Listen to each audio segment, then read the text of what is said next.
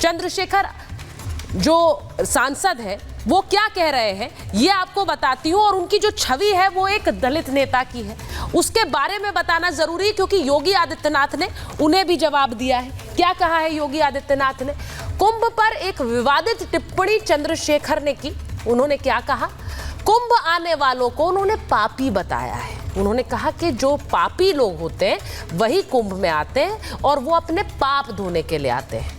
उन्होंने सनातन का अपमान किया, इसमें कोई दो राय नहीं, क्योंकि बहुत से साधु संत खड़े हो गए उनके खिलाफ। लेकिन कुंभ में क्या वो दलितों को भी भड़का रहे हैं? क्या वो एक विभाजन की कोशिश कर रहे हैं? आज सवाल ये है, क्यों ये मैं कह रही हूं, क्योंकि योगी आदित्यनाथ ने उन्हें जवाब देते हुए ये बता दिया कि कुंभ कैसे एकता का समागम है। जातिवादियों को योगी ने कहा कुंभ से परेशानी हो सकती है, क्योंकि महाकुंभ एक जोड़ने का आयोजन है। योगी आदित्यनाथ का कहना है कि कुंभ में जातिवाद, क्षेत्रवाद सब खत्म हो जाते हैं। कुंभ से जाति पंथ का भेद मिट जाता है।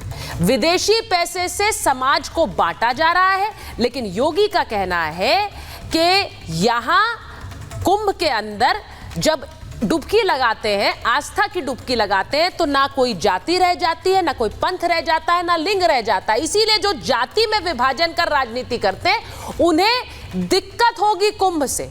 यह रिपोर्ट आपको दिखा रही हूं। उसके बाद महाभारत।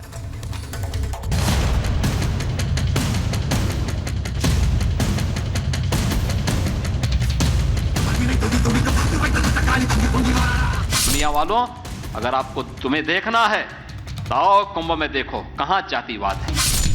महाकुंभ की अभी शुरुआत भी नहीं हुई है, लेकिन कुंभ के खिलाफ विवादित टिप्पणियों की बाढ़ आ चुकी है। कोई कुंभ में नहाने वालों को पापी कहता है। किसी को पाप धोने हैं, किसने पाप किया वो चला जाए। कोई बताता जो पाप करता है, आपने कोई पाप किया तो आप बता दो किसी को कि आपने पाप किए। कोई कुंभ में नहाने वालों को मौत का डर दिखा रहा है। कुंभ नहाइए, कुंभ नहा के मरे आदमी, कुंभ नहाइए, कुंभ नहा के मरे आदमी। इन सभी कुंभ विरोधियों को योगी ने करारा जवाब दिया है। इस एकता से सर्वाधिक परेशानी किसको? जो लोग विदेशी पैसे के बल पर जी इस समाज को बांटने का काम कर रहे हैं। ये जातिवादी शक्तियां वही हैं, वही काम कर रही हैं जो किसी कालखंड में किसी देशद्रोही ने किया है। महाकुंभ में स्नान करने वालों को पापी कहने वाले आजाद समाज पार्टी के अध्यक्ष चंद्रशेखर आजाद पर साधु संतों ने भी वार किया है। पापी नहीं स्नान करते, पुण्यात्मा स्नान करते हैं। जिसका पुण्य होता वही गंगा में स्नान करने आता, पापी आते ही नहीं। पापवंत कर सहज स्वभाव, भजन मोर तेहि भाव न काऊ। पापी वहाँ कैसे जाएगा? अगर हमारे कोई पाप हैं तो वो नष्ट हो जाएं, इसका अगर उद्योग हम कर रहे हैं तो इसमें किसी को कोई बाधा नहीं होनी चाहिए। और जो ये मान रहे हैं कि वो तो उन्होंने तो कोई पाप किया ही नहीं, निष्पाप हैं, तो ऐसे निष्पापी व्यक्ति का तो बहुत आनंद, हम लोग तो दर्शन करना चाहेंगे। महाकुंभ को लेकर ऐसे ही एक और विवाद बरेली के मौलाना शाहबुद्दीन रिजवी ने खड़ा किया था। जिस जमीन पर जो शामियाने तंबू वगैरह लगाए गए हैं, इंतजाम किए गए हैं, मेला लग रहा है, ये वक्फ की जमीन है। योगी ने शाहबुद्दीन रिजवी के इस बयान का जवाब दिया। मैं तो कभी कभी आश्चर्य होता है, ये वक्फ बोर्ड है या कोई माफियाओं का बोर्ड है, भू माफियाओं का बोर्ड बन गया।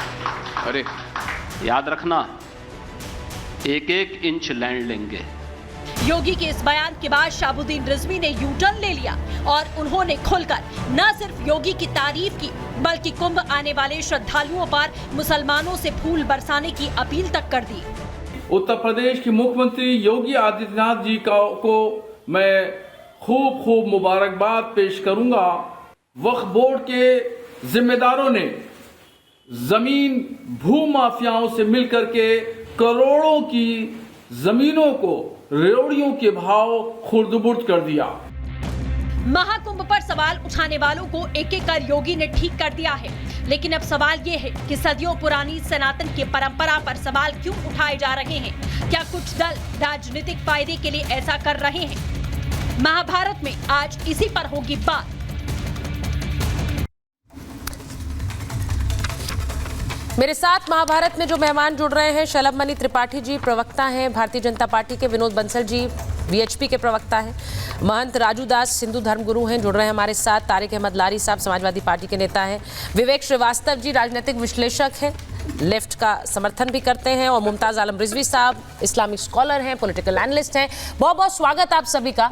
और शलभ मणि जी, कुंभ की शुरुआत हो रही है। मैं तो इतने अनगिनत लोगों को जानती हूं जो कुंभ में जाने की तैयारी कर रहे हैं, लेकिन बड़ा अजीब लग रहा है कि जब लोग जाने की तैयारी कर रहे हैं तो उतनी गिनती उनकी भी बढ़ती जा रही है जो कुंभ को लेकर बयान दे रहे हैं, विवादित बयान दे रहे हैं, और उन्हें कुछ गलत भी नहीं लग रहा है।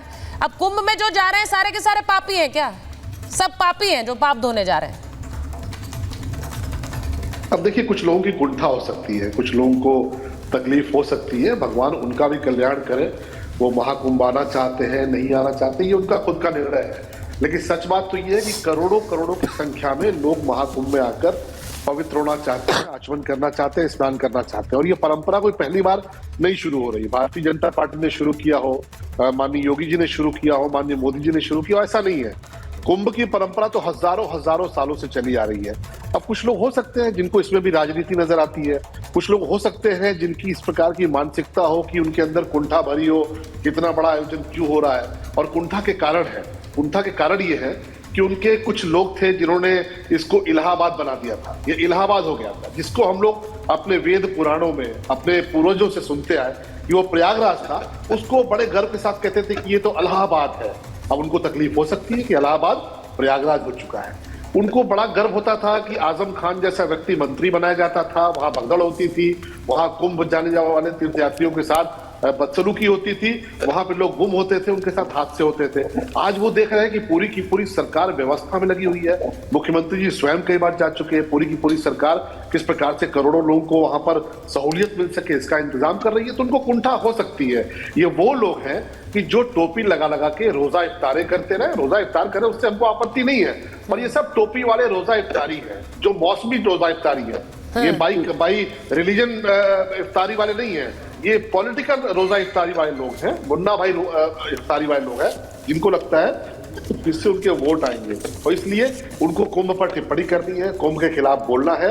अगर हिम्मत है, इतने ही सेकुलर हो, इतने ही नास्तिक हो, तो जरा कभी एक बार और धर्मों पर भी बोल दो, और जो तमाम सारी रवायतें होती हैं उन पर भी बोल दो। लेकिन कुंभ पर इसलिए बोलना है क्योंकि इनको लगता है कि इसमें राजनीति चमकाने का मौका है। लेकिन ये इतिहास इतिहास रचने जा रहा है। मैं तारिक साहब के पास जाऊं क्योंकि आपने तो उनकी पार्टी का भी जिक्र किया, लेकिन उससे पहले मैं विवेक जी के पास जा रही हूं। विवेक जी, उन्होंने जो बात बोली है, उन्होंने कहा कि इस तरह का जो साहस है, हिम्मत है, वो सिर्फ हिंदू धर्म पर टिप्पणी करने का है। ये साहस कहीं और है नहीं। और मैं तो चाहती हूँ कहीं भी ना हो, किसी भी धर्म पर टिप्पणी करने का साहस होता ही क्यों है। लेकिन ये कह देना कि पापी जाते हैं, सब पापी हैं वहां। देखिए, नहीं, पापी की नहीं है। अपने अपने धर्म में रिफॉर्म्स जरूरी है, समय के साथ बदलाव जरूरी है, और सभी धर्मों के अंदर रिफॉर्म्स और चेंजेस हो भी रहे हैं, स्पिरिचुअल प्रैक्टिसेस में भी हो रहे हैं। कबीर बहुत बड़े रिफॉर्मिस्ट थे। उन्होंने कहा जरूरी नहीं कि वाराणसी में मरोगे तो ही स्वर्ग मिलेगा, और मैं मगहर जाऊंगा, वहां पे देह को त्यागूंगा, मुझे वहां भी स्वर्ग मिलेगा। रिफॉर्मिस्ट थे। आपके राजा राम मोहन रॉय थे, ब्रह्मो समाज से रिफॉर्मिस्ट थे, विडो मैरिज शुरू कराई, सती प्रथा के खिलाफ लड़े। तो रिफॉर्मिस्ट होना जरूरी होता है। मात्र अगर